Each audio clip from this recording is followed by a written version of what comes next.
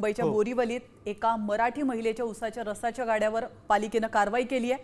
या कारवाईनंतर महिलेला अश्रू अनावर झाले। कोणतीही नोटीस न देता कारवाई झाल्याचा आरोप या महिलेने केलाय। तसंच 1500 रुपयांचा हप्ता न दिल्यामुळे ही कारवाई करण्यात आल्याचा दावा देखील या महिलेने केलाय। त्यामुळे आता पालिकेच्या कारवाईवर प्रश्नचिन्ह निर्माण झालेला आहे। माझी 2 मुलं लहान आहेत, 7 वर्षाची मुलगी आणि 3 वर्षाचा मुलगा। जर उद्या माझ्या फॅमिलीमध्ये माझ्या नवऱ्याला किंवा मला काय झालं तर ह्याला फक्त जबाबदार, कारण बाकी ठिकाणचे मी सगळीकडचे गाडी बघून आले, तिथे का तुटले नाहीत, फक्त माझाच गाडा येऊन कसा तुटला तोही कुठे माझा गाडा आम्ही दाखवू। फळ मार्केटच्या समोर इथे लागतोय माझा गाडा, इथे काय आहे, काय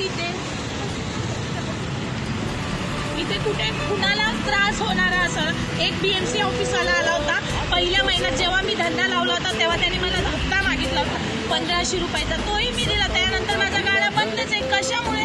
माझ्या मुलांमुळे मला तो जमतच नाहीये हँडल करायला, त्यामुळे तो बंद होता। मी आणि हा सीझन फक्त 4 महिन्याचा, 4 महिन्यात हा चालला असेल, त्यानंतर तर बंदच आहे।